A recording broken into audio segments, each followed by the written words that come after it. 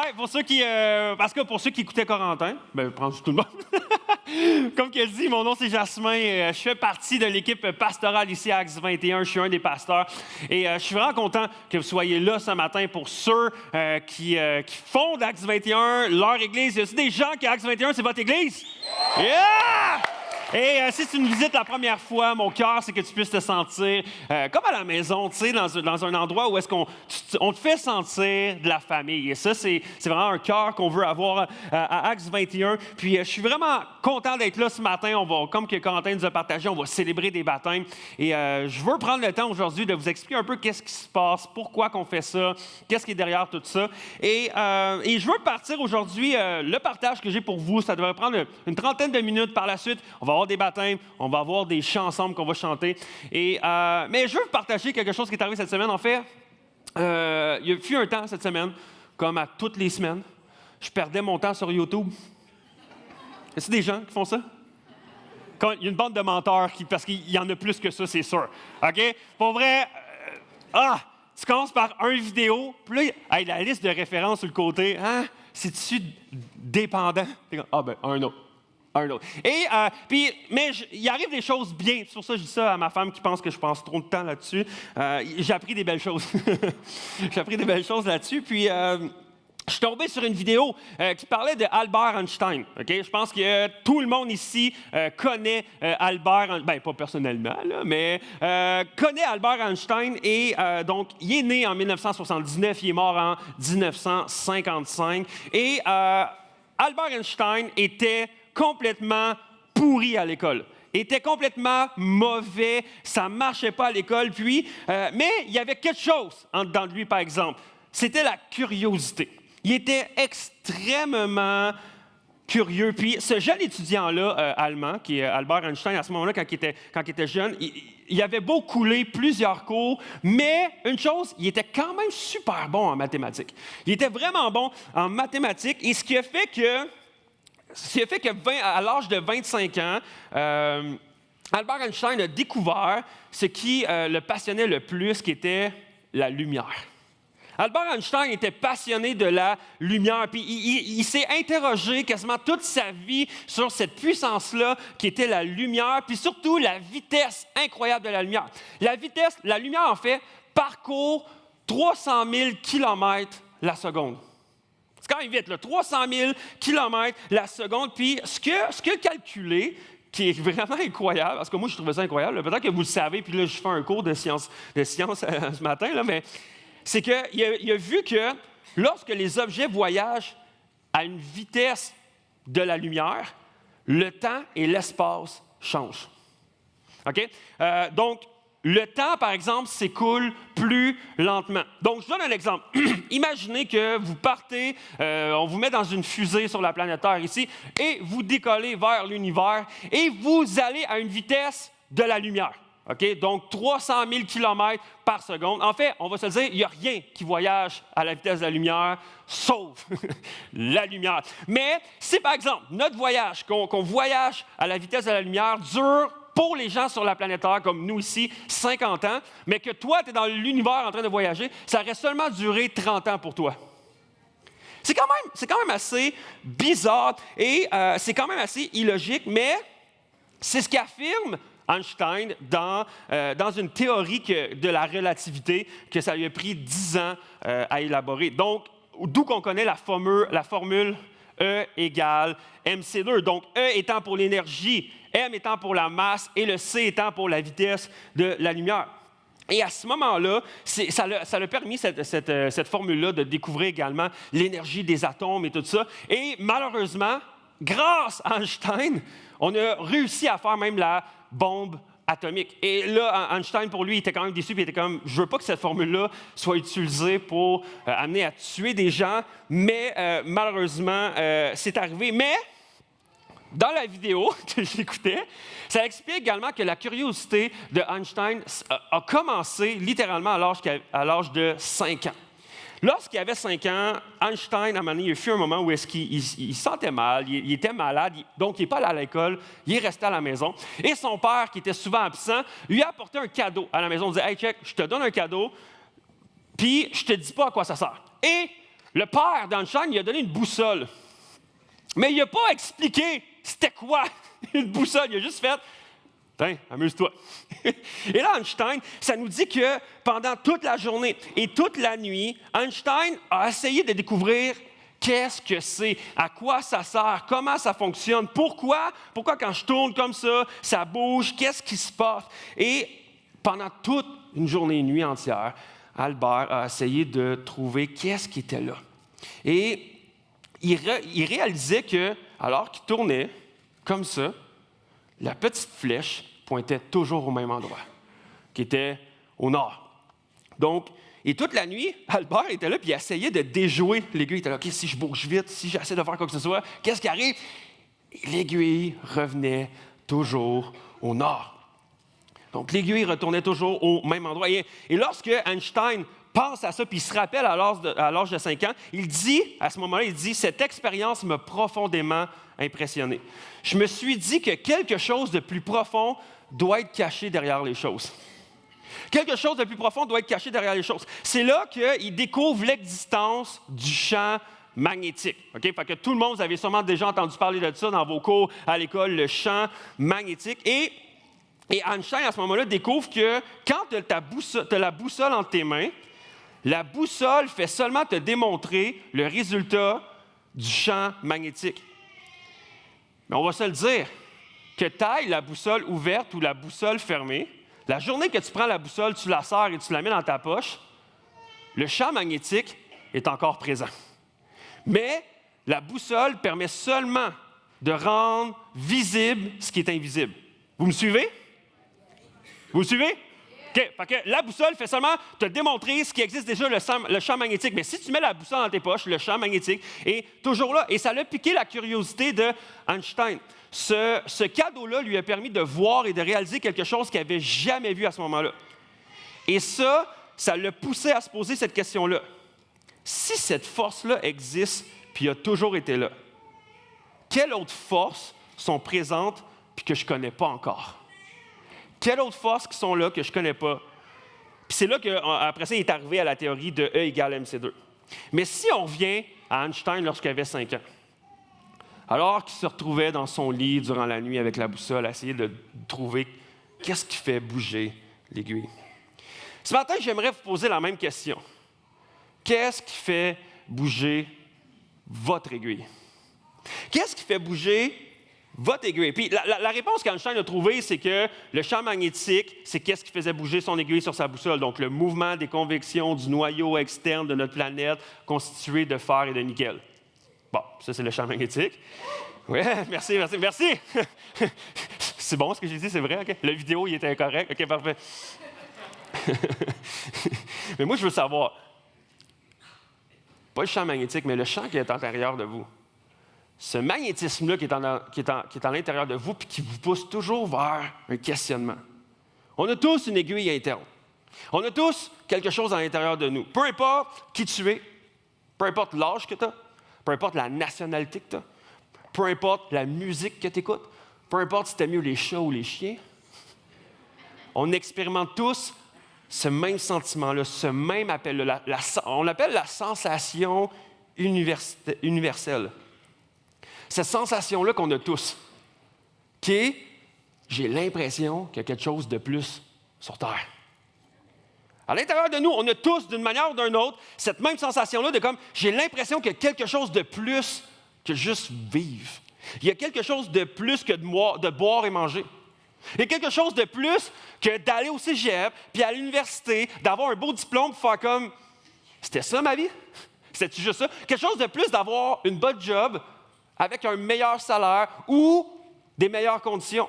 Est-ce que ton but de la vie, c'est de dire « Hey, je travaillais 5 jours semaine, maintenant j'en travaille 4, mission accomplie, ma vie est faite. » Non! Est-ce qu'on a quelque chose de plus que d'avoir une belle petite famille, dans une belle petite maison, puis tu passes ta tondeuse, puis tu as enfin ta piscine? Wow! Le succès, hein? C'est arrivé. Non! Mettons, un coup que tu as ta piscine, ta maison, ta famille, il y a quand même quelque chose à l'intérieur de toi qui fait comme ah! Mais semble il y a quelque chose de plus. Il y a de plus que de juste s'amuser à regarder le sport. Il y a quelque chose de plus que de regarder Occupation Double, regarder du monde s'intimider. Peu importe votre croyance. Peut-être que tu es ici ce matin et que tu dis, je crois en Dieu, je crois à la Bible. Peut-être. Peut-être que tu es ici ce matin et tu fais comme, je ne comprends pas pourquoi je suis ici. J'ai été invité ou j'essaie de découvrir, je suis en recherche, je ne comprends pas trop. Je suis certain que chacun d'entre nous, peu importe nos croyances, on a tous déjà ressenti cette sensation-là universelle de se dire, il y a quelque chose d'autre sur la terre. Puis on s'est tous déjà posé la même question, chacun d'entre nous.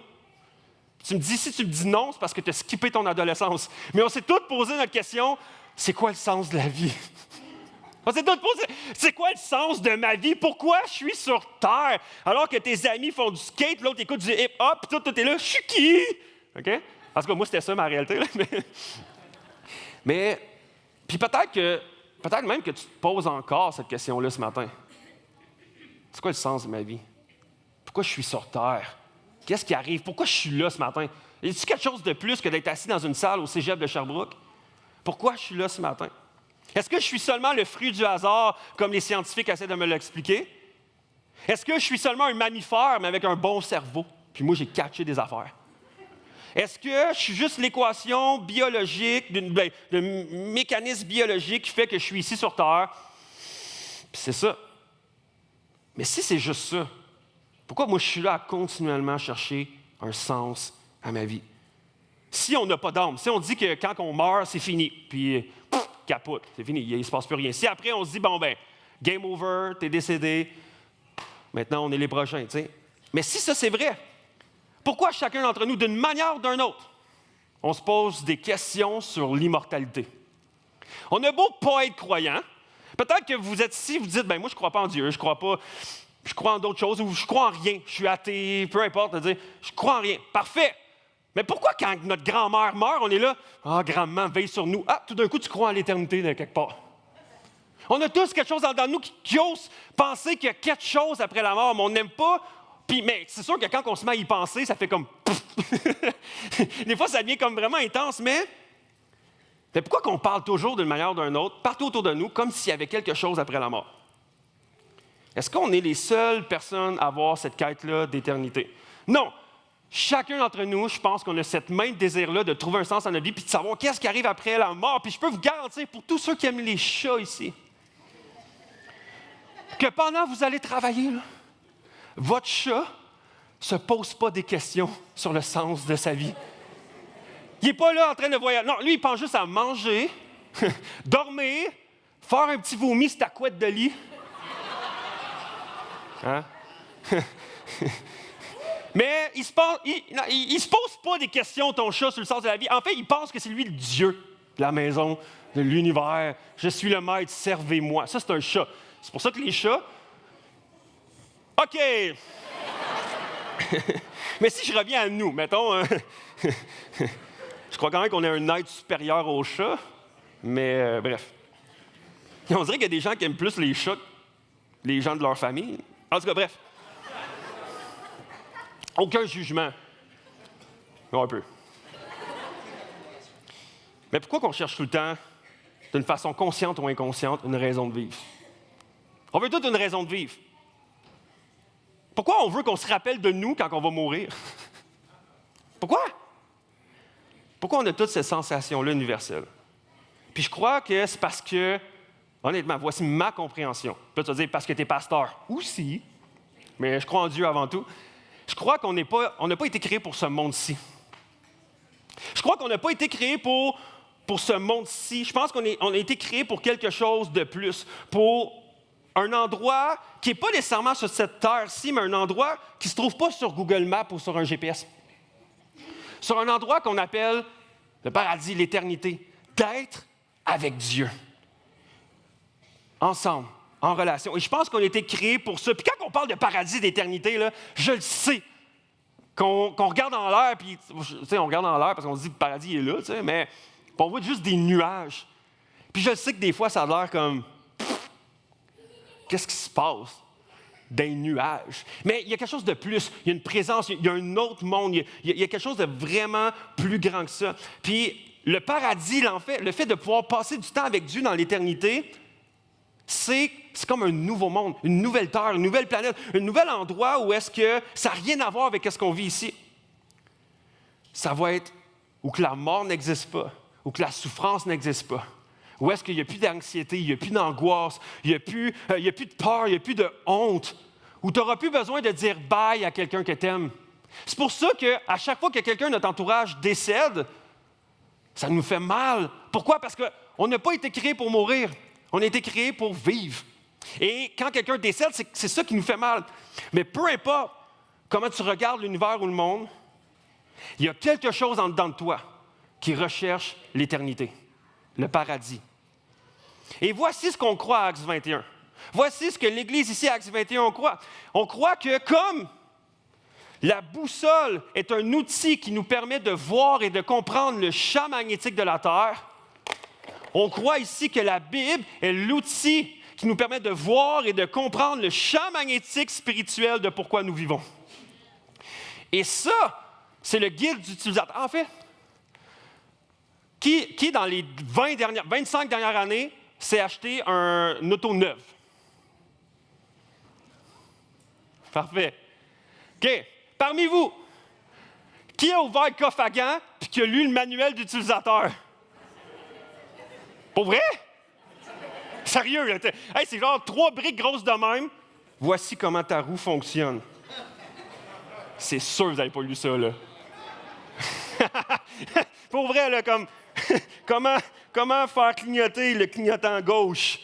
Wow! Non, mais honnêtement, pour les zélés un peu ici, autre que les zélés ici, je pense que la majorité d'entre nous, comme Québécois, on ne lit pas le manuel d'utilisateur. Comme la majorité des Québécois ne lisent pas le manuel d'utilisateur de l'être humain. Et c'est pour ça qu'à Actes 21, ici, qu'est-ce qu'on veut être? On veut juste être ce genre d'église-là qui fait seulement dire « Hey, nous les Québécois aujourd'hui, revenons un peu plus à notre manuel d'utilisateur qui nous explique comment je fonctionne, comment nous fonctionnons, comment notre terre, comment notre vie fonctionne et qui nous pointe vers le Créateur, celui qui nous a créés. » Et dans la Bible, ça nous explique un passage qu'on retrouve dans Ecclésiaste 3, qui explique ce qui fait bouger notre aiguille interne spirituelle. Ça nous dit ceci. Dieu fait toutes choses belles au moment voulu. Il a même mis dans leur cœur la pensée de l'éternité, même si l'homme ne peut pas comprendre l'œuvre de Dieu accomplie du début jusqu'à la fin. L'auteur nous dit que Dieu a mis dans le cœur de chaque être humain, chaque homme, chaque femme, chaque enfant, chaque bébé, cette pensée-là de l'éternité. Chacun d'entre nous, on a ce désir-là, quelque chose en dedans de nous par rapport à l'éternité. Peu importe ce qu'on vit, l'aiguille de notre cœur va continuellement pointer vers cette quête-là de l'éternité, pointer vers cette soif-là d'immortalité, de vivre éternellement. Puis, comme Einstein, on peut essayer de se promener puis d'essayer de truquer, pas l'aiguille de la boussole, mais de truquer l'aiguille de la boussole interne, puis d'essayer de faire comme non, va pas vers Dieu, va pas vers Dieu. Puis c'est ça que notre société a essayé de faire. On avait toute cette quête-là d'éternité en dedans de nous, puis on a essayé de truquer ça, puis de faire comme non, allez pas vers Dieu, allez pas vers l'Église, allez pas vers ces institutions-là qui nous parlent de Dieu. Il faut les éliminer de la société, il faut les enlever, puis aller pointer autre chose face à cette aiguille-là. Mais la réalité, c'est que peu importe ce qu'on fait, peu importe, même si on essaie de focusser ailleurs, même si on essaie d'éliminer les églises, la religion de la société, puis de devenir de plus en plus séculier puis laïque, en dedans de nous, on va toujours avoir une soif puis une faim, une quête qui est là puis qui n'est pas répondue. Puis qu'est-ce qui fait bouger cette aiguille-là en dedans de nous? C'est quoi le champ magnétique? Puis j'aimerais vous dire, c'est Dieu. C'est Dieu, le champ magnétique, qui fait bouger à l'intérieur de nous, cette aiguille-là, de cette soif d'éternité-là. Dans la Bible encore, ça nous dit dans Romains 1, 19, l'apôtre Paul nous écrit ceci. En réalité, la vérité de Dieu est connue instinctivement, car Dieu a inscrit cette connaissance dans chaque cœur humain. De façon instinctive, tu vas avoir soif d'un Dieu. Ça se peut que le Dieu, ça ne soit pas le Dieu de la Bible. Ça se peut que ton Dieu, ça soit autre chose. Ça se peut que ton Dieu soit le Canadien. Ça se peut que ton Dieu soit l'argent. Ça se peut que ton Dieu soit la quête de popularité. Ça se peut que ton Dieu soit ta belle pelouse verte. Puis tu es fier, puis tu l'entretiens. Ta trouve belle ta pelouse. Mais peu importe, notre cœur, notre être crie de comme « Ah! » Il y a quelque chose en nous qui crie l'existence d'un Dieu, mais on veut le mettre de côté. Ça nous dit que dans l'être humain, Dieu a déjà inscrit sa connaissance. Je suis là, j'existe. Et l'apôtre Paul, il parle un petit peu avant dans Actes 17, 27, puis il dit ceci. Dieu a fait cela pour que les gens le cherchent. Même s'ils ont de la difficulté à le chercher, ils vont peut-être le trouver. En réalité, il n'est pas loin de chacun de nous. Dieu n'est pas loin de chacun de nous. Dieu veut se faire découvrir, veut se laisser découvrir. Dieu veut se laisser chercher et désirer. Puis, il n'y a rien dans le monde qui peut satisfaire notre quête d'éternité que Dieu. Il n'y a rien qui peut satisfaire notre désir et notre compréhension du sens de la vie que de Dieu. Parce que notre but, on a été créé pour une connexion. On a été créé pour une connexion avec Dieu. Mais là, on peut se poser la question, ouais, mais pourquoi ma boussole interne, l'aiguille de ma vie à l'intérieur de moi semble pointer ailleurs? Ça nous arrive. Pourquoi tant de gens autour de nous, quand ils arrivent au sens de la vie, la quête du sens de la vie, vont chercher ailleurs? C'est le même principe. C'est le même principe qu'on trouve avec la boussole. Mais la Bible nous dit que là où sera ton trésor, là aussi sera ton cœur. Et je ne sais pas si vous avez... moi, je me rappelle, là, j'ai poché un cours d'éducation physique à l'école. Okay? Et je me rappelle, c'était quoi? C'était du géocaching. Avez-vous déjà fait ça? Oui. T'as un professeur, ça ne tentait pas de bouger cette session-là, puis qui se dit, check, m'a caché des comptes dans le bois. Tu dois les trouver avec une boussole puis une map. Bonne chance, je vais aller faire une sieste. Pour vrai. C'est la période où les professeurs d'éducation physique ne se sentaient pas bien. Là. Il me donnait une boussole, puis honnêtement, j'ai poché ce cours-là. J'étais mauvais. Moi, je me mettais avec les bolés de la classe qui catchaient comment ça marchait, parce que sinon... mais je comprenais pas. Mais une chose que le professeur nous avait dit avant, il dit « Hey, si vous avez des objets métalliques ou des aimants, par exemple, dans vos poches, quoi que ce soit, enlevez ça, parce que ça peut tout enlever, pas enlever, là, mais ça peut désorienter le champ magnétique. Ça peut bouleverser votre boussole, puis finalement, tu te retrouves au mauvais endroit parce que l'aimant a amené la boussole à pointer ailleurs. Donc, vous savez ça, que le principe, il faut juste faire attention vraiment à la boussole, puis de ne pas avoir des objets métalliques autour. Ça fausse la boussole. Mais il y a plein de choses dans notre vie, dans notre société, qui faussent notre boussole. Notre quête d'argent, notre quête de possession, le sexe, le pouvoir, la popularité, la réussite. Toutes ces choses-là que notre société nous présente viennent vraiment comme fausser notre boussole interne. Puis on pense que on va être satisfait avec cette nouvelle voiture-là, on va être satisfait avec cette nouvelle job-là, on va être satisfait avec cet enfant-là de plus, puis on pense que c'est ça qui va amener un sens à notre vie, puis un coup qu'on l'a fait, ça va être poche. On va faire comme... Ça ne remplit pas le besoin. C'est un de nos pasteurs qui nous partageait une dans la semaine passée ou la semaine dernière. Je pense que c'est Pasteur Philippe qui a partagé ça, mais qui partageait une citation de Jim Carrey, ce fameux acteur-là incroyable, qui partageait comme quoi que Jim Carrey disait « J'aimerais tellement ça que tout le monde puisse goûter au succès, à la popularité, puis être riche pour qu'ils réalisent que c'est pas ça qui donne le bonheur. C'est pas ça qui donne le sens à ta vie. C'est pas ça qui remplit cette joie-là, parce qu'il y a quelque chose de plus. Mais pourtant, chacun d'entre nous, on a ce désir-là quand même, cette recherche-là, en dedans de nous, de comme « Si seulement j'avais ça de plus, si seulement j'avais ça de plus. » Mais on se rend compte, quand on l'a, 2 semaines après, tu as soif de quelque chose d'autre. Mais avec Dieu, tu en veux toujours plus. Puis tu es comme, OK, Dieu, tu n'arrives jamais avec Dieu de faire comme, j'ai découvert Dieu, c'est fait, il faut que je passe à autre chose. Non. Dieu est infini. Dieu, tu découvres ses richesses semaine après semaine, jour après jour, mois après mois, année après année. Qui ici, je veux juste faire une petite question. Qui ici, ça fait plus de 30 à 40 ans qu'ils sont croyants? Wow! Ça veut dire que les richesses de Dieu sont inépuisables. Ça fait que les richesses de Dieu sont inépuisables. C'est cool, je vois une petite fille d'à peu près 6 ans qui lève la main. La semaine prochaine, on parle du mensonge.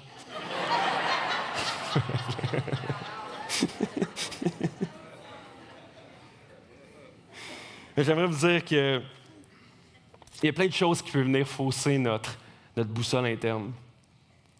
Mais la seule chose où que notre cœur peut se sentir 100% satisfait, 100% aimé, 100% « Ah, j'ai trouvé le sens à ma vie », j'aimerais vous dire, c'est Dieu, c'est Jésus.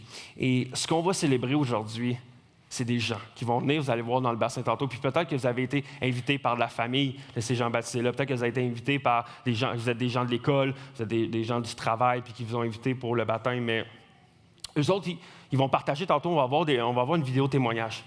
Puis ils vont partager d'une certaine manière, peut-être pas de la manière que je l'ai décrit, mais ils vont partager vers où ils avaient tendance à chercher leur sens à la vie. Où est-ce qu'ils avaient tendance à chercher leur bonheur, leur joie, leur succès, leur réussite, leur quête de valorisation. Puis qu'ils font comme, sais-tu quoi? C'était vide. Mais dès que j'ai découvert Dieu, dès que j'ai découvert Jésus, mes yeux ont vu. J'ai fait « Ah, oh, wow! » Puis là, on peut se poser la question, ça veut dire qu'ils sont dans une secte? Non. Je ne suis pas assez puissant pour être gourou d'une secte, je vous avertis. OK? Je ne suis pas assez fort pour ça. Mais non, c'est pas une secte. On est juste une bande de Québécois, Québécoises, normales, mais qui ont trouvé le sens à leur vie qui était Dieu, qui était la Bible, puis que ça a vraiment, plus qu'un sens de leur vie, c'est venu juste remplir notre cœur, puis de voir comme, OK, il y a quelque chose de plus, j'ai été créé pour quelque chose de plus, puis que Dieu existe. Puis on croit que Dieu existe, mais on mène notre vie de la même manière. Que chacun d'entre vous, on va travailler, on va à l'école, on reste à la maison, on écoute Netflix, pareil comme vous autres. Mais on croit en Dieu. On croit en Dieu. Puis on croit qu'il y a quelque chose après la mort. Et ce qu'on va célébrer ensemble, c'est que c'est ces baptisés-là qui se font baptiser. Mais en même temps, tu te dis, ouais, mais pourquoi comme, tu sais, moi, je me mets, si je crois en quelque chose dans la vie, il n'y a pas tout le temps des rites de passage. C'est comme si ça, c'est un rite un peu. Que les gens se mettent à croire en Dieu, puis là, tout d'un coup, on les met dans une bassine d'eau, puis on les sort, puis on fait comme « Yeah, c'est fait. » tu sais. Mais pourquoi qu'on fait ça? Puis on a tous peut-être ce background-là catholique qu'on connaît, on se fait baptiser quand on est bébé. Moi, je me suis fait baptiser par ma famille lorsque j'étais bébé. Et quand on fait ça, ça nous dit « Ah, tes péchés sont pardonnés, maintenant tu fais partie de la famille de Dieu, maintenant on te considère dans la famille chrétienne. » Mais on s'entend qu'un bébé de 6 mois, 1 an, je ne sais pas, n'a pas vraiment choisi ça, là. Il n'a pas fait comme, ouais, moi, genre, amène-moi mon biberon et je veux être chrétien. Un bébé ne choisit pas. Et nous, notre compréhension, puis le but, c'est pas de se moquer de ce qu'il fait, là, mais c'est une interprétation qui est différente. Mais nous, notre compréhension, puis de comment qu'on voit dans la Bible, puis comment que le baptême est présenté dans la Bible, c'est souvent une démonstration d'un désir du cœur d'une personne qui dit, moi, je crois en Dieu et moi, je choisis de croire en Dieu. Je choisis de vouloir suivre Dieu, suivre Jésus, suivre ce que la Bible m'enseigne et je décide que maintenant, je ne veux plus être la personne qui dirige ma vie, que ce n'est plus moi le maître de ma vie, mais je veux remettre le sort de ma vie à Dieu. Je veux suivre ce qu'il veut pour moi, je crois qu'il existe, je crois qu'il est encore vivant, je crois qu'il est là et je veux le suivre. Et c'est une décision personnelle. Je ne peux pas arriver et faire comme « tu vas croire en Dieu ». Non, c'est sa décision. C'est sa décision. Puis s'il veut le faire, la Bible nous enseigne de se faire baptiser par la suite. Et je vais vous partager un verset biblique qui nous partage ça, mais tout part d'une notion. Moi, je le sais que lorsqu'on arrive à l'Église, on parle de la notion du péché. Et je sais que des fois, la compréhension du péché, c'est un peu, des fois, mal comprise. Ou si on n'est pas dans un background d'Église, on ne comprend pas ce terme-là. Qu'est-ce que ça veut dire péché? Et péché, ça veut dire manquer la cible. Ça veut dire que comme un arc, un archer, j'arrive pour viser et je manque complètement la cible, j'ai péché. Je n'ai pas réussi à atteindre l'objectif. Je donne un exemple dans une relation amoureuse. Hier, j'ai péché envers ma femme. J'ai manqué la cible. Tu vas me dire, qu'est-ce que tu as fait, Jasmin? Hier, j'étais assis sur le divan. Elle a mis ses pieds sur moi. J'ai compris le message. Puis j'ai rien fait. Je savais c'était quoi l'objectif. Si j'aurais pu faire quelque chose de bon, j'aurais pu atteindre la cible, j'aurais pu faire, je sais ce que ma femme veut, je sais qu'est-ce qui la rendrait heureuse, je sais qu'est-ce qu'elle voudrait que je fasse, et j'ai choisi délibérément de faire le contraire. Je m'excuse, ma femme. J'ai flatté un peu, mais après ça, j'ai arrêté. Mais il y a des fois que j'atteins la cible. Il y a des fois que je fais comme, c'est quoi? Parfait. On va te masser les pieds, ça va bien, tu sais. Là, elle va me dire, pas assez souvent. Mais regarde, ça, c'est une autre histoire. Mais je masse les pieds. Et là, j'atteins la cible. Je sais que ce qu'elle aime, ce qui satisfait son cœur, et je le fais. Et le péché, c'est un peu le même principe envers Dieu. Chacun d'entre nous, des fois, on peut savoir qu'est-ce qui plaît à Dieu, qu'est-ce que Dieu voudrait qu'on fasse, comment Dieu voudrait qu'on agisse. Mais parfois, dans notre cœur égoïste, personnel, on fait comme, non, ça ne me tente pas, et je décide de désobéir, je décide de ne pas satisfaire le cœur de Dieu. Et ça, c'est un péché. Ça, c'est un péché. Puis souvent, qu'est-ce que ça cache derrière? C'est de dire, je ne veux pas me faire dire quoi faire, ou je ne veux pas faire ce qui te plaît, je veux faire ce qui me plaît. Moi, à ce moment-là, ça ne me tentait pas, je voulais écouter le hockey. J'ai écouté ma game de hockey, j'étais comme, je vais être concentré sur voir si mes joueurs vont faire des points dans mon pool de hockey. Bref. J'étais axé sur mon désir. J'étais axé sur, ça ne me tente pas. Ça ne me tente pas de faire un massage à ce moment-là. Mais à ce moment-là, dans notre vie de tous les jours, on fait ça envers Dieu. Et ça s'appelle le péché. On décide de dire, je vais suivre mes propres désirs, mes propres affaires. Même si tu me demandes de faire quelque chose, je vais refuser, je vais faire ce que moi je veux. Et ça, c'est un péché. Et ça nous dit dans la Bible que si c'est ça qu'on fait quand on pêche, mais ça veut dire que nous, on se prend pour nous-mêmes Dieu. On se prend nous-mêmes Dieu, puis on dit, Dieu, je ne veux pas suivre qu'est-ce que tu veux pour moi. Je crois que moi, mes désirs sont meilleurs que les tiens. Et Dieu nous dit dans sa parole que ça, Dieu ne peut pas accepter ça. Ça nous dit dans Romains 3, 23, tous ont péché et sont privés de la gloire de Dieu. Tous ont péché et sont privés de la gloire de Dieu. Ça veut dire que alors que j'ai péché, alors que j'ai manqué la cible, alors que je décide de suivre mes désirs au lieu de suivre Dieu, j'ai péché et Dieu dit, je peux tolérer aucun péché dans ma présence. Et le péché, le salaire du péché, la Bible nous dit ça, le salaire du péché, c'est la mort. Mais là, c'est pas la mort de comme tu meurs physiquement, c'est la mort spirituelle. Comme on croit que nous avons une âme et qu'on a été créé pour l'éternité, Dieu dit, si tu as du péché en dedans de toi, tu ne peux pas passer l'éternité avec moi parce que je suis un être parfait, je suis un être sans péché, je ne peux pas tolérer aucun péché. Donc, tu dois mourir pour tes péchés. Et là, l'être humain, dans sa quête du monde entier, essaye de se rendre juste devant Dieu. Et ça, c'est notre tendance à chacun d'entre nous. Même le Québécois qui ne croit pas en Dieu, des fois, il essaye de gagner son ciel. Je vais essayer de faire, non, mais je suis quand même une bonne personne, je fais des bonnes actions, oui, je prends soin de ma pelouse, mais l'autre jour, je suis allé prendre celle de mon voisin. Fait que si je vais devant Dieu, je vais faire, j'ai quand même fait la pelouse de mon voisin. Je suis quand même incroyable comme personne. Puis Dieu va faire comme, non, tu es rempli de péché. Tu as encore du péché en toi, tu veux vivre pour tes désirs, ta petite maison, ton salaire, tes affaires, tu ne penses pas à ce que moi, comment j'ai créé la terre, comment j'ai créé l'éternité, ce que je veux pour ta vie. Alors, malheureusement, tu ne peux pas être avec moi. Il dit, à ce moment-là, Dieu a dit, quelqu'un doit mourir pour ce péché-là. Et nous, on méritait de mourir. Mais Dieu dit, non, je ne serai jamais capable d'atteindre mes standards. Donc, je dois envoyer quelqu'un atteindre mes standards.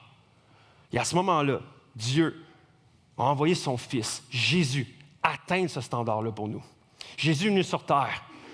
Et la Bible nous raconte que Jésus est venu, pendant 33 ans, mener une vie parfaite, à atteindre le standard de Dieu, sans péché, à atteindre les désirs, le cœur de Dieu. Il est venu sur terre. Et ça nous dit dans 1 Corinthiens 15, versets 3-4, Christ est mort pour nos péchés, conformément aux Écritures. Il a été enseveli, il est ressuscité le 3e jour, conformément aux Écritures. Christ a vécu 33 ans. Puis on l'a pris, puis on l'a fait. Toi, tu mérites de mourir. Et Jésus a dit, parfait, je suis prêt à mourir pour chacun des êtres humains. Je suis prêt à mourir pour leurs péchés. Et ça nous dit qu'on a crucifié Christ. On l'a mis sur une croix. Et à ce moment-là, Dieu, qui avait son regard sur son Fils, puis il était comme, c'est mon Fils, je l'aime. C'est mon Fils qui remplit 100% les désirs de mon cœur. Et nous, il nous regardait, puis il était comme, vous êtes des pécheurs, vous ne voulez pas de moi. Et qu'est-ce que ça fait? C'est que Dieu a regardé son Fils, puis il s'est mis à prendre tout le péché, tous nos manquements, toute la conséquence qu'on méritait, puis qu'il l'a mis sur son Fils. Et ça nous dit qu'à ce moment-là, il n'était plus capable de regarder son Fils. Il dit, je ne peux plus te regarder parce que maintenant, toi, tu es rempli de péché. Il s'est détourné le regard de Jésus. Et Jésus est mort à ce moment-là, sur la croix, abandonné, seul. Et ça nous dit dans la parole que Jésus a regardé vers le ciel et dit, « Père, pourquoi tu m'as abandonné? Tu as toujours été avec moi chaque jour, chaque seconde depuis 33 ans. Et là, tu m'as abandonné. » Et ça nous dit qu'on a enseveli Jésus, on l'a mis dans un tombeau pendant 3 jours. Le 3e jour, il est ressuscité. Et c'est ça qu'on célèbre aussi à Actes 21. Il y a plein de religions qui croient en des maîtres ou des dieux soit qu'il y a des gens qui ont déjà vécu puis maintenant sont morts. Mais nous, la différence à Actes 21, c'est qu'on croit, et le christianisme, en fait, croit que Jésus n'est pas mort, mais il est ressuscité. Donc, on croit à un Dieu qui est vivant. C'est ça la grande différence et c'est ça qui est incroyable. C'est que notre foi est vivante. La raison de notre foi, c'est Jésus est vivant. Et ça nous dit que Jésus a vaincu la mort. Donc, à ce moment-là, il a pris tout le péché de chacun d'entre nous, puis il est mort avec. Donc, quand il est ressuscité, il a vaincu la puissance de la mort. Et nous, en mettant notre foi en lui, lorsqu'on décide de dire « Hey Jésus, je crois que tu as existé, je crois que tu es venu sur terre, je crois effectivement que tu es mort pour nos péchés », à ce moment-là, ça nous dit que Dieu a à ce moment-là un regard approbateur en nous regardant, il fait comme « Maintenant, tu vas pouvoir passer l'éternité avec moi ». Et ça nous dit dans Jean 3,16, « En effet, Dieu a tant aimé le monde qu'il a donné son Fils unique afin que quiconque croit en lui ne périsse pas, mais ait la vie éternelle. » C'est le cœur de Dieu. C'est le cœur de Dieu. Dieu a envoyé son Fils afin que chacun d'entre nous, on puisse vivre éternellement. Et Jésus est le seul chemin, la seule vérité, le seul chemin qui nous mène vers Dieu. Donc, des fois, tu peux penser, « Ouais, mais je crois en Dieu, mais je ne crois pas en Jésus. Je veux savoir la vie éternelle. » Non, parce que tout a rapport avec Jésus. Tout a rapport avec Jésus. Et donc, tout comme Jésus est mort à cause du péché, il est ressuscité, ayant vécu la mort, et maintenant sans péché, le baptême représente la même affaire. C'est comme si on mettait à l'eau notre ancienne nature, notre ancienne vie, qui dit « Ah oui, j'étais rempli de péché. Et lorsque je ressors, je suis comme Jésus, ayant vécu la mort, et maintenant, j'appartiens à Dieu et je veux m'associer à lui. Maintenant, je laisse derrière moi mon désir humain de plaire à ma chair et maintenant, je veux plaire à Dieu. Et c'est seulement une illustration. C'est pareil comme un mariage. Un mariage, lorsqu'on vient, c'est que tu as déjà 2 êtres humains qui s'aiment. Ils s'aiment, puis ils sont là. Et ils font une cérémonie pour démontrer leur affection et leur engagement un envers l'autre. Est-ce que la journée du baptême, pas du baptême, est-ce que la journée du mariage, les mariés s'aiment, là tout d'un coup, c'est beaucoup plus foudroyant leur amour que la journée d'avant. Pas tant, ils viennent seulement célébrer leur union ensemble. Et ils se mettent un anneau au doigt qui est un signe visible de la réalité invisible qui est leur engagement qu'ils ont pris. C'est pour ça qu'on porte un anneau, c'est pour dire « Hey, voici le statement, voici l'engagement que j'ai pris envers ma femme. Et maintenant, ça, c'est un signe visible de la décision que j'ai prise, qui est invisible, en fait, ma décision. Tu sais. Et le baptême, c'est un peu le même principe.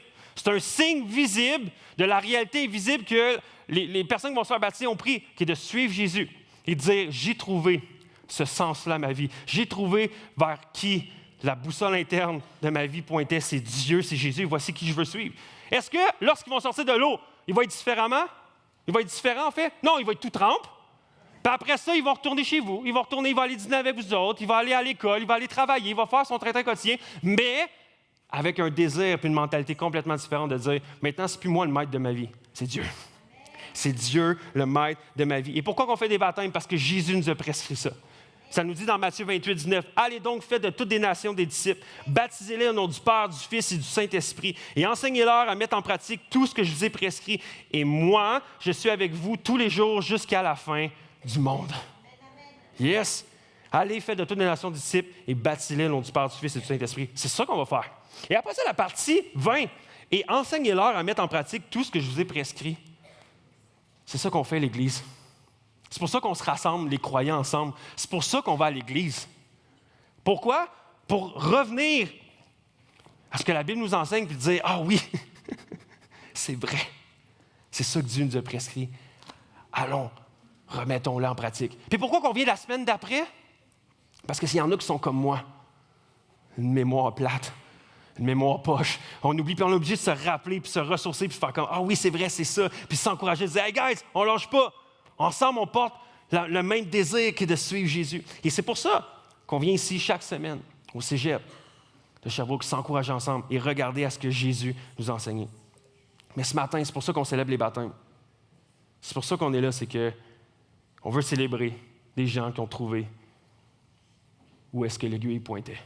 Alors, ce qu'on va faire, c'est qu'on va regarder à la vidéo des témoignages des baptisés, puis après ça, je vous reviens dans 5 minutes. Alors bonjour, moi c'est Guillaume Hamelin, je viens de Sherbrooke, j'ai 20 ans, puis ça va faire approximativement à peu près 1 an que je viens à Acts 21. Je m'appelle Jessie Richard, j'ai 21 ans. Et en ce moment, j'habite à Sherbrooke pour mes études, puis je viens à Acts 21 depuis 2 ans. Moi, je suis né dans une famille chrétienne. J'ai toujours connu un peu les vérités bibliques. J'ai toujours été au fait avec ça, mais c'est vraiment à partir de son artro que j'ai commencé à me poser des questions. Ma vie était vraiment basée sur... au départ, c'était mon sport. C'était le soccer, j'étais en sport-études. Mais après, ça a été les études, les notes, la performance à l'école, qui a été vraiment comme... Oui, ça m'a appris beaucoup de choses sur moi-même, mais ça a apporté beaucoup d'anxiété aussi dans mon parcours. Avant, je basais ma vie surtout sur mes performances scolaires, mon apparence, ce que les autres pouvaient penser de moi. Donc, dans une société justement qui est individualiste, ben, je me nourrissais de ça, mais j'étais jamais satisfaite parce qu'on n'atteint jamais le but qu'on veut obtenir quand on idolâtre ces choses-là. J'avais une fixation sur mes notes, sur ma cotère, sur ma performance, pour mon avenir, pour ma carrière plus tard. Puis c'est vraiment venu m'obnubiler dans mon quotidien, dans mes relations. Puis je me suis comme détaché de l'Église pendant un temps. Il y avait la COVID en même temps, fait que ça l'aidait pas. Puis c'est vraiment au travers de tout ça que finalement, à un moment donné, je me rappelle, j'étais couché un soir dans le lit, puis je regardais le plafond, là, puis j'étais comme... J'avais des remises à faire, il était 3 heures du matin. Puis j'étais là à un moment donné, Seigneur, genre, si tu m'aides à passer au travers de tout ça, je vais te remettre ma vie. Je te fais confiance, Seigneur. Puis c'est vraiment là que j'ai commencé à vraiment donner le contrôle. Ça a été progressif, ça n'a pas été magique, mais progressivement, j'ai commencé à donner le contrôle au Seigneur. Puis je commence à voir les bienfaits aujourd'hui. Puis je suis vraiment convaincu que j'ai vraiment fait la bonne décision à ce moment-là. Dans le fond, à 19 ans, je me suis gravement blessée aux côtes, puis j'étais plus capable de m'entraîner. Donc moi qui idolâtrais mon apparence est tombée au plus bas. Moi qui est hypocondriaque, avait vraiment peur pour ma santé, puis je faisais des crises de panique par crise de panique. Fait que pendant 1 an, ça a été comme ça. Mais il y a un soir que j'ai décidé de lâcher prise, puis je pense que c'est Dieu m'a donné sa paix, puis j'ai tout de suite une grosse soif de vouloir en apprendre plus sur Dieu, de lire ma Bible, de prier, puis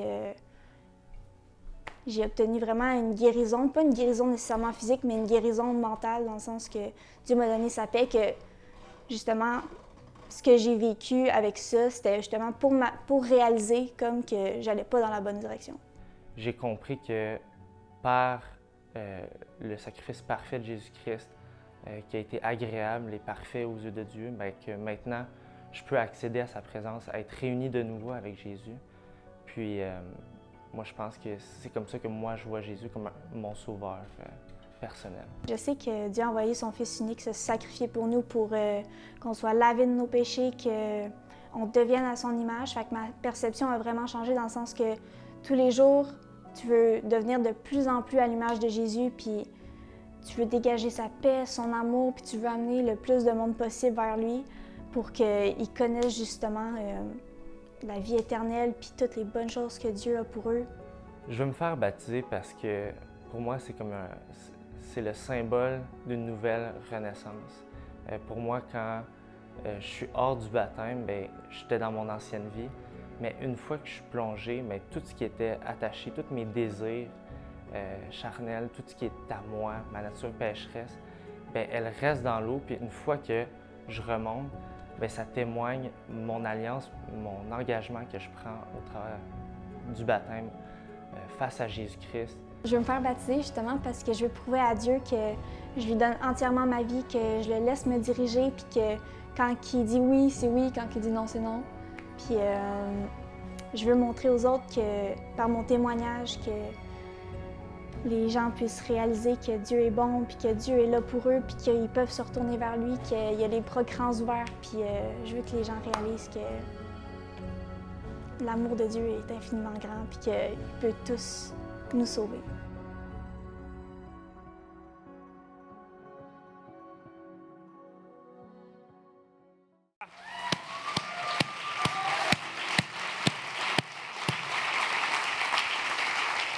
ça remplit mon cœur de joie. Puis c'est pas quelque chose, le fruit d'une église ou le fruit d'être humain, quoi que ce soit. C'est le fruit de Dieu. Dieu est vivant. Dieu touche les cœurs. Puis tu sais, comme qu'il partageait comme Léopold partageait, il lisait la Bible, tout ça, puis c'est venu le révéler. Alors qu'il était seul, alors qu'il était avec sa Bible, il était là, OK, il y a quelque chose ce que ça raconte, cette histoire-là, c'est qu'il y a quelque chose de plus à ma vie, il y a quelque chose qui a un sens à tout ce que je vis sur Terre, puis le pourquoi je suis là, puis qu'est-ce qui va arriver par la suite pour l'éternité. Puis c'est ça qu'on veut célébrer ensemble. C'est des vies transformées, des gens qui choisissent juste de dire, moi j'aime Dieu, je sais que Dieu m'aime, moi je décide de l'aimer en retour, de pouvoir le suivre également. Puis pour nous, c'est un jour de fête, parce que la Bible nous raconte que ce moment-là, et même l'éternité, lorsqu'on va passer ce temps-là avec Dieu, tu sais, des fois on pense que l'Église, la religion, Dieu, c'est hyper solennel. Que c'est comme une bibliothèque. Mais j'aimerais vous dire que quand on rouvre la Bible, c'est beaucoup plus un party du temps des fêtes avec du rigodon que quelque chose de solennel. Et je lisais, tu sais, ça me faisait penser tantôt alors que j'étais là, puis ça nous parlait que Jésus raconte une parabole où est-ce qu'il partage que il y a quelqu'un qui a perdu une pièce de monnaie dans Luc 15, puis il aime tellement sa pièce de monnaie qu'il dit « OK, j'en avais une, puis je l'ai perdue », puis qui vire toute sa maison à l'envers pour retrouver sa pièce de monnaie. Puis il réussit à la retrouver. Puis ça nous dit au verset 7 de Luc 15, « Je vous assure qu'il y en a de même au ciel. Il y aura plus de joie pour un seul pécheur qui change de vie que pour 99 justes qui n'en ont pas besoin. » Et ça nous dit qu'il va y avoir de la joie, qu'à chaque fois que quelqu'un fait comme « Hey, je décide de me faire baptiser, je décide de suivre Jésus, je me rends compte que je vivais ma vie par mes propres désirs, mes propres moyens, ma propre vision, mais aujourd'hui, je décide de suivre Jésus. » Et ça nous dit qu'au ciel, il y a une fête, il y a un party. Puis un peu plus loin, Jésus nous raconte également la parabole qu'il y a un homme qui était dans la présence de son père, qui était un fils qui dit qu'il était dans la maison de son père. Puis alors qu'il désire suivre sa vie, puis il dit, je ne veux plus suivre ce que mon père veut, je vais partir vivre ma vie, je vais prendre ma part d'héritage, puis je vais tout de suite quitter pour aller vivre ma propre vie, faire le party, faire la fête, tout ça. Mais tôt ou tard, il se rend compte qu'il n'est pas bien. Il se rend compte que, non, je veux revenir dans la maison de mon père, je veux revenir où est-ce que j'étais alors que j'ai tout dilapidé. Je me rends compte que mon bonheur, ma joie, ma satisfaction ne remplit jamais par toutes les parties, les fêtes que je peux avoir, mais que juste la présence de mon père et lorsque j'étais dans sa maison. Et ça nous dit, Jésus raconte la parole, puis il dit que son fils revient à la maison. Puis il s'attend que son père le rejette. Puis finalement, son père l'accueille les bras grands ouverts, puis il dit, viens-t'en, on va célébrer. On va célébrer que tu es revenu, puis on va fêter. Puis à ce moment-là, ça nous dit aussi, de même, je vous le déclare, il y a de la joie parmi les anges de Dieu pour un seul pécheur qui change de vie. Il y a de la joie. Les anges chantent. On a, wouh! Yeah! Yeah! Wouh!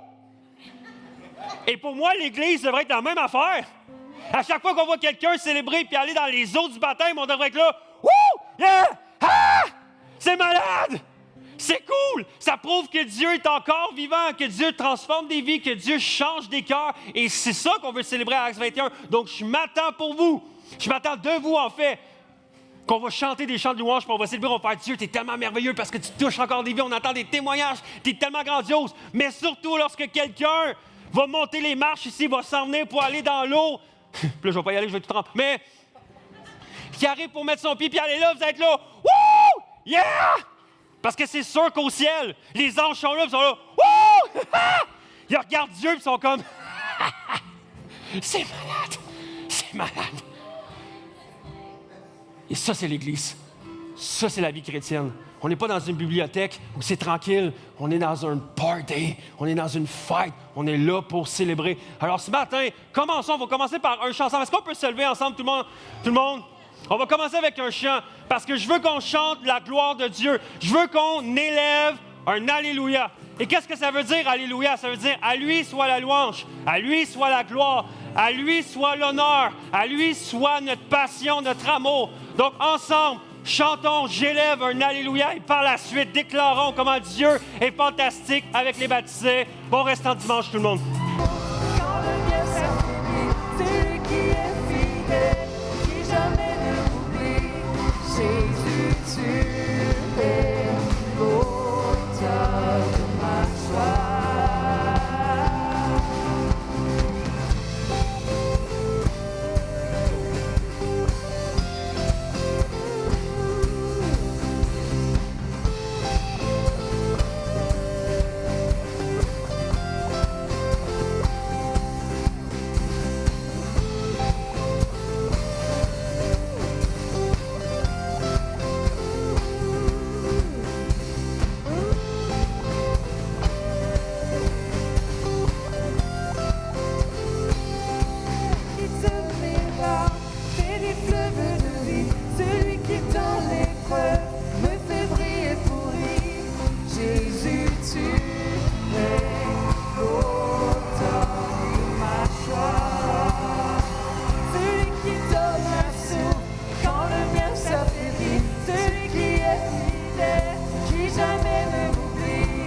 Jésus, tu es l'auteur de ma joie.